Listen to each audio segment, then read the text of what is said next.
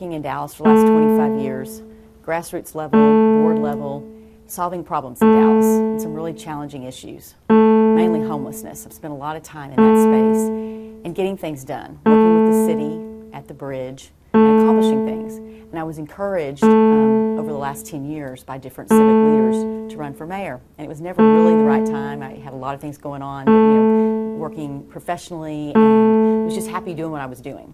And then over the last 2 years, folks that had seen my leadership at the bridge and my leadership style of working with the city, because we're the private part of the public-private, said, we've never had a better relationship than the one we have under your leadership. You should really think about this. You're a collaborative leader, you bring people together and you get things done.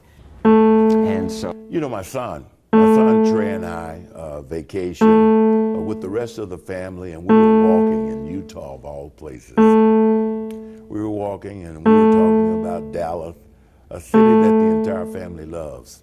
And we were talking about me and my career point and all the things that I've been able to do civically in the 36 years that I've managed as its president on Target Supplies and Logistics. And we were talking about what next. And I never thought he was thinking of me, but when he began to talk about the leadership of Dallas, he began to talk about the kind of qualifications that we needed in the next mayor.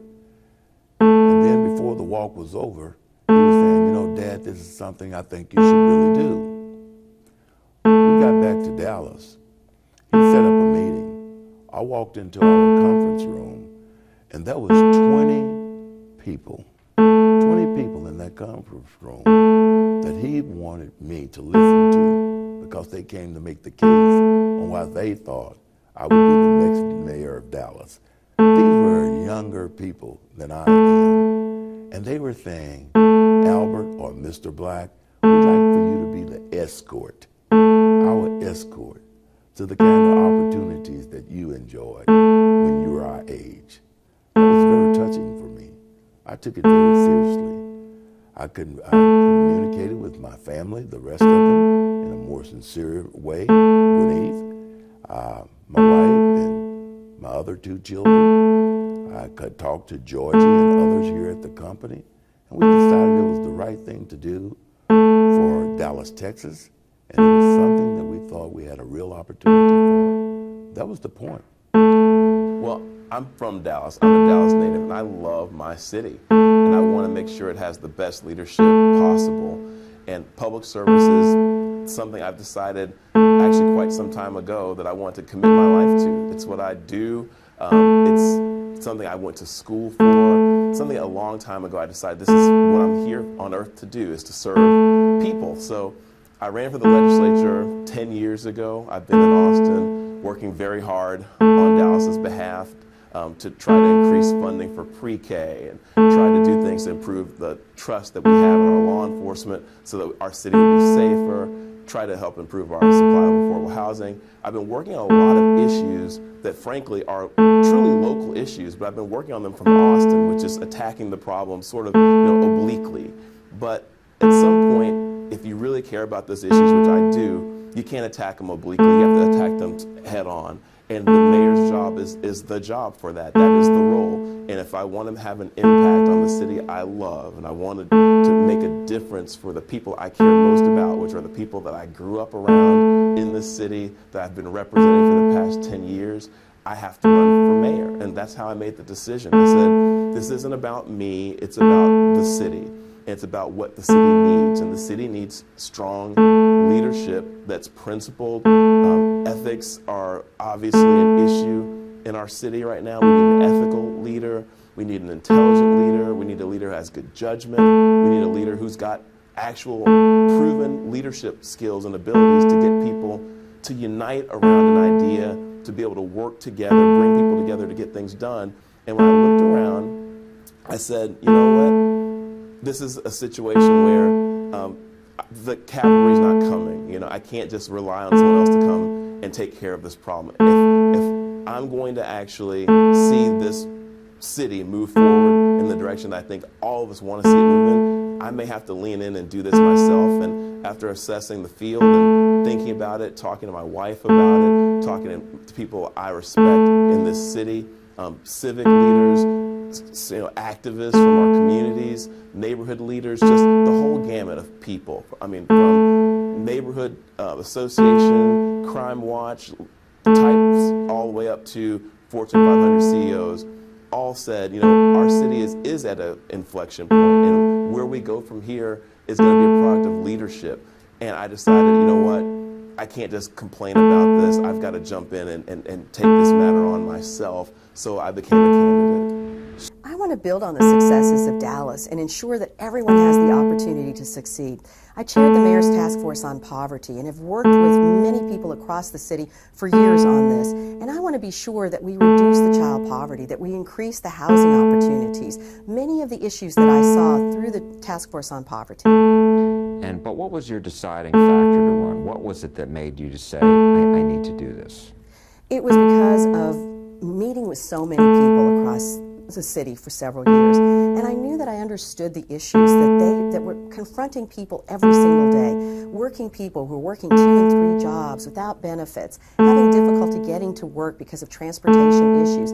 I felt I had the experience, given my background, that particular work on the task force, that gave me the ability to understand those issues better than anyone else that I thought that was running, and I knew that this was something that I could do and provide as really my expertise to this campaign. Dallas is a great city. I've enjoyed working here my whole life. I've enjoyed living here my whole life. I've enjoyed working on some other civic activities, and it's just more community service. It's a way to give back to the city and help work on the city. Miguel Solis, thank you so much for your time. I guess my question really is, why do you want to be mayor, and what was the deciding factor for you to run? I mean, the biggest reason why I'd like to be the next mayor of Dallas is because for the past 10 years, I've been serving the Dallas Independent School District, recognizing that despite all the progress we've made in our public education system, there are other elements in our city that directly impact the future of this city that have got to be addressed today. Housing, public transportation, jobs that pay a fair wage, public safety. And when I think about these issues and what they mean to the future of this city, we need a mayor who on day one can step in, who has the experience getting results at the local level, making an impact in people's lives, that can address these issues today. Well, the deciding factor is, I think, very simple, and that is that working people are not represented in politics. Most working people think that the Democratic and Republican parties are dead in politics.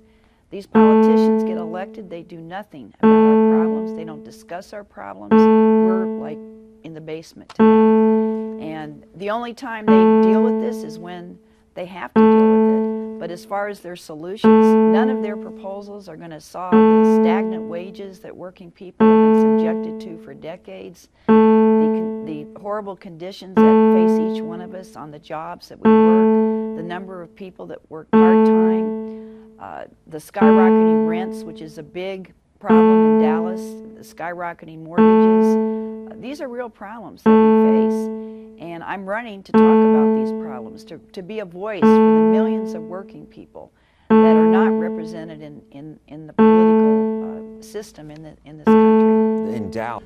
When the process started, I wasn't planning on being mayor or running for mayor. I'd come home from the legislature and started to spend time with my children, working on projects at home and coaching soccer and spending time with my wife, going on vacation, and thought, okay, I'm ready for post-political life.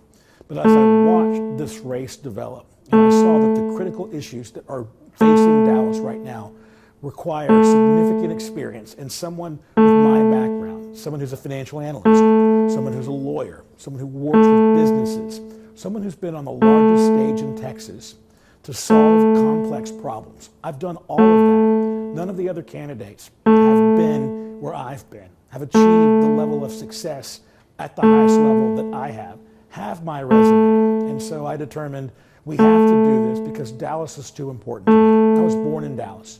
I was raised in Dallas. I live in Dallas. And Dallas is a part of my DNA.